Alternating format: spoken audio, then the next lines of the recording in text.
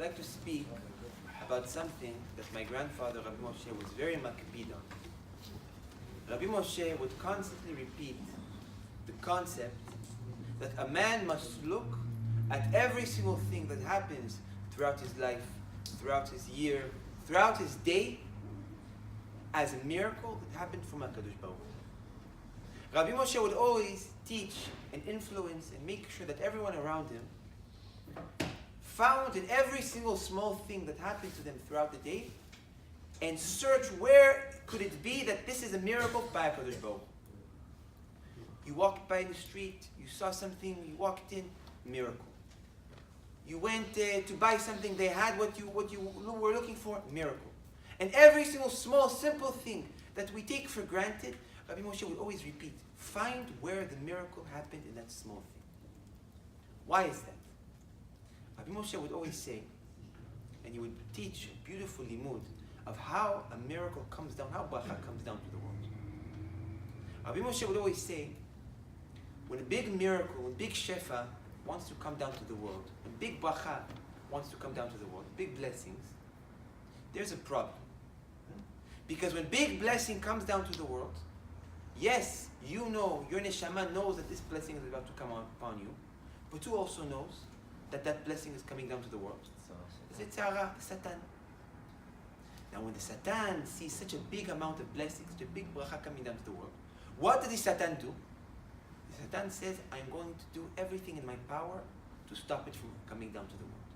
So if a big miracle is supposed to come down, the Satan will run around, will come to you, will come to your friend, will come to everyone around you to try to make sure that you do something wrong in order to stop that miracle for that bracha coming down to the world. So what does HaKadosh Baruch Hu do? HaKadosh Baruch Hu that is kind with Bnei Israel, and HaKadosh Baruch Hu that is kind with Bnei Israel, what does he do?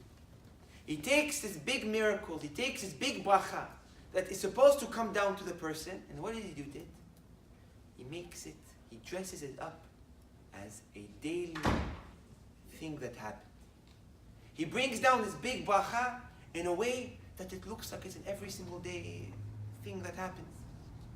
He dresses up this miracle, this big bracha, like a davar mikri, thing that happens on a daily basis. A normal situation. Ordinary occurrence. A regular occurrence. Something simple that happened. And like that, the Yetzer Hara doesn't notice it, doesn't realize, doesn't see that big bracha is about to come onto a person.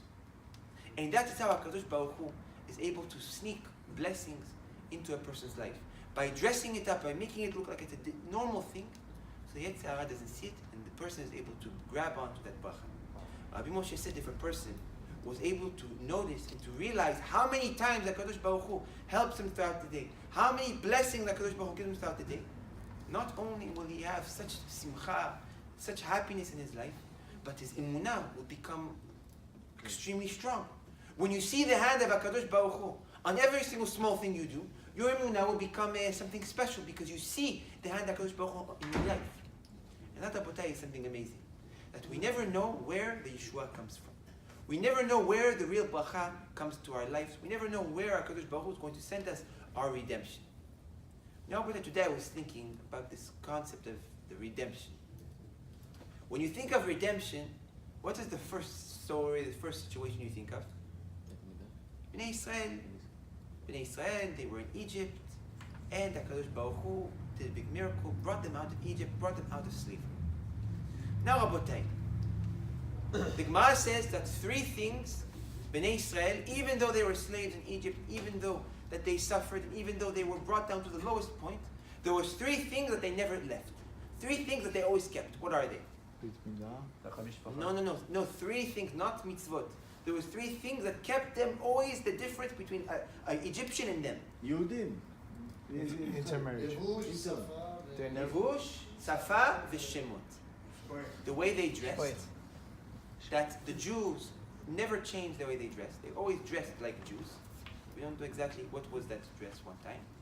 The names, Reuven, Shimon, Yosef, Yaakov, Avraham, all those names never changed. That all the Jews, even though that they were slaves, they kept on naming their kids Jewish names. And they all spoke Hebrew. That they never went in, they never got mixed into the Egyptian language. They were always strict in their Hebrew language. Rabotai, who brought Bnei Israel out of the slavery? Moshe Rabbeinu. Moshe's name, is it a Jewish name? Egyptian. It's an Egyptian name. Who named Moshe Moshe? Batya, ki meshechani mi'ayo. That Batya, after she grabbed Moshe, she saved Moshe from the Nilus, from the river, she named him Moshe. So a Jewish name he didn't have. What language was the first language Moshe spoke? Egyptian. Where did Moshe grow up? In the house of Paro. We see, Rabotai, that when Moshe runs away from Egypt after he buried that man, where did he go? He goes to Yitro. When Yitro saw him, what did he see? What did he say? Egyptian. He said, who are you, Egyptian man? Why? Because he was dressed with Egyptian clothing. So Moshe Rabbeinu, the one that took Bnei Israel out of the Geulah, didn't have a Jewish name, didn't speak the Jewish language, and didn't have a Jewish clothing. Abotai, we never know where our Geulah comes from. The Jews could have looked at Moshe and said, this person is exactly opposite for the three things that we stand for. The three things that a Jew stands for, that they were not willing to give up. And Fashim say that was the reason that they were taken out of Egypt, because they didn't give up on those three things. The person that brought the Geulah was the one that didn't have neither of those three things. Abotai, when HaKadosh Baruch Hu wants to bring us bracha in our life, we never know from where it's going to come. We never know from who it's going to come. Sometimes the most simple man can be the one that saves us. What did it say? Al tiftechu ben tivin, beben adam she'en lo teshua. When a person, sometimes, Abotai, we put our hope, we rely on those who look big, ben divin. Ben divin is very big people. When really those big people is not the ones that come to our help. Who should you put your faith in? Beben adam she'en lo teshua. In a person that you don't even, that you would never think that he can help you. HaKadosh Baruch Hu brings the bracha from there. HaKadosh Baruch Hu brings the shefa from the person that you never expected. Abotai, we have to always look at every single small thing as big bracha. We have to search where HaKadosh Baruch Hu is putting in our life the miracle. If we're able to find where HaKadosh Baruch Hu will bring down our bracha, and we're able to see where HaKadosh Baruch Hu did his miracles, we will live with HaKadosh Baruch Hu, not only in our lives, but we will live the HaKadosh Baruch Hu in front of us. Shifti Hashem linegdi tamid, that he will be with you always. It doesn't have to be that you have to hold the Chumash with you. But when you walk in every single day, second of your life, you're searching where is HaKadosh Baruch Hu in your life. That is a person that is truly holding down to HaKadosh Baruch Hu every single second, every single day in his life. And only like that, Abotai, we will merit this world and the world to come.